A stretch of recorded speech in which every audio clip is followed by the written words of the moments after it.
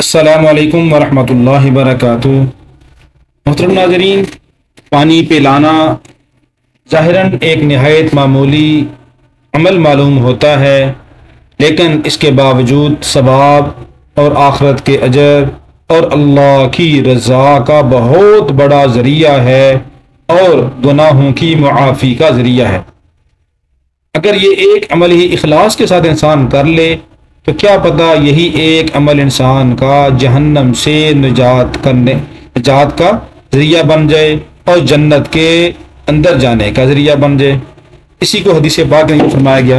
हज़रत अबू हुरैरा रज़ियल्लाहु तआला अन्हु से रिवायत है कि पाक पैगंबर सल्लल्लाहु अलैहि वसल्लम ने फरमाया, एक आदमी जा रहा था, इसी दौरान रास्ते में जाते उसको प्यास लगी, एक कुआं देखा, उसमें उतरा, उससे पानी पिया।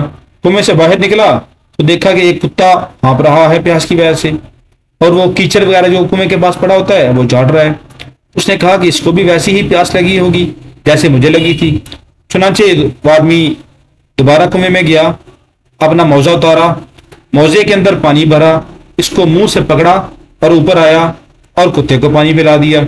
अल्लाह रब्बुल आलमीन ने इसका ये अमल कबूल किया, इसकी नेकी ये कबूल की और उसकी मुआफ़ी का ऐलान फरमा दिया। तो लोगों ने अर्ज़ किया, सहाबा ने पूछा, या रसूल अल्लाह सल्लल्लाहु अलैहि वसल्लम, क्या चौपाइयों के अंदर भी हमारे लिए अजर है? तो पाक पैगंबर सल्लल्लाहु अलैहि वसल्लम ने फरमाया, हाँ, हर तर जिगर वाले यानी हर जानदार में सवाब है। अल्लाह हमें भी तौफीक अता फरमाए।